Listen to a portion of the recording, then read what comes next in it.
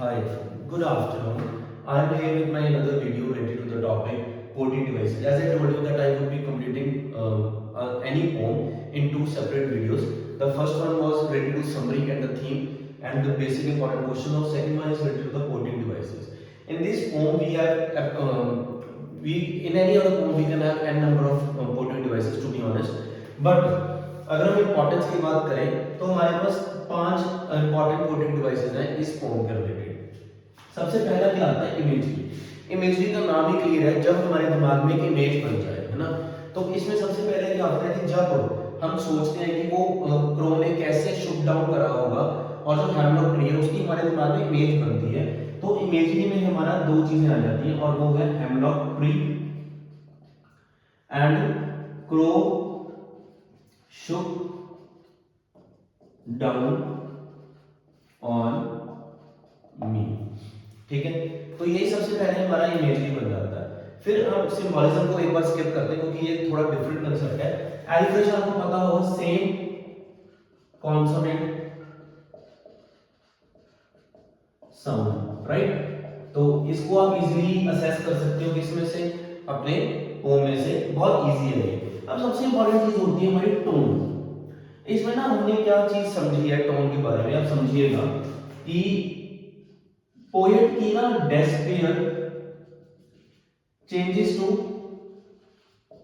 Hope. अब मतलब क्या होता है कि डेस्पेयर का मतलब आपको मैं समझा देता हूँ एक इजी वे आउट में। डेस्पेयर का मतलब है कि जब हम सारी चीजों का होप खो चुके होते हैं, जब हमें लगता है कि सब कुछ खत्म हो चुका है, ह्यूमन नेचर हमारे मन में ये चीजें आती रहती है, तो उस चीज को हम क्या कहते हैं? डेस्पेयर।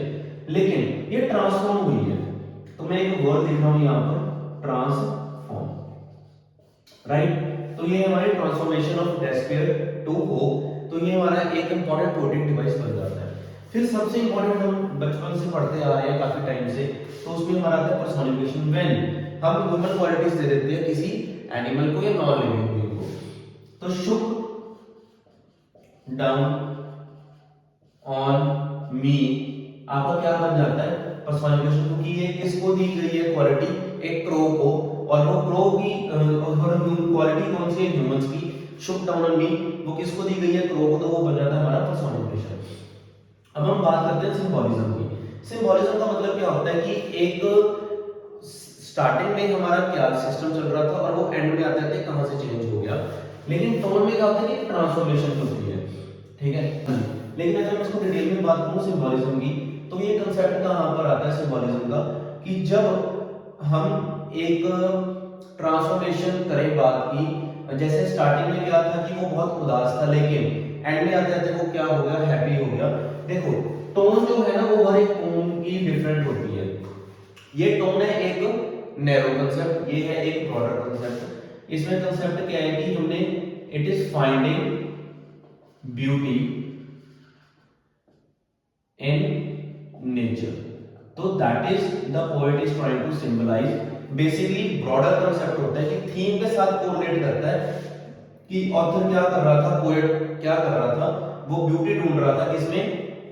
नेचर में। तो ये है हमारे सारे कोडिंग डिवाइसेस आज के, ठीक है। इसके अलावा और कोई कोडिंग डिवाइस हो सकते हैं पोम में, लेकिन मोस्ट इंपॉर्टेंट यही है। अगर आप एग्जामिनेशन पॉइंट ऑफ व्यू देखो, बोर्ड्स पॉइंट ऑफ व्यू देखो, तो आप ये पांच कोडिंग डिवाइसेस कर जाओ, they are more than enough. So this was all for my the video related to coding devices.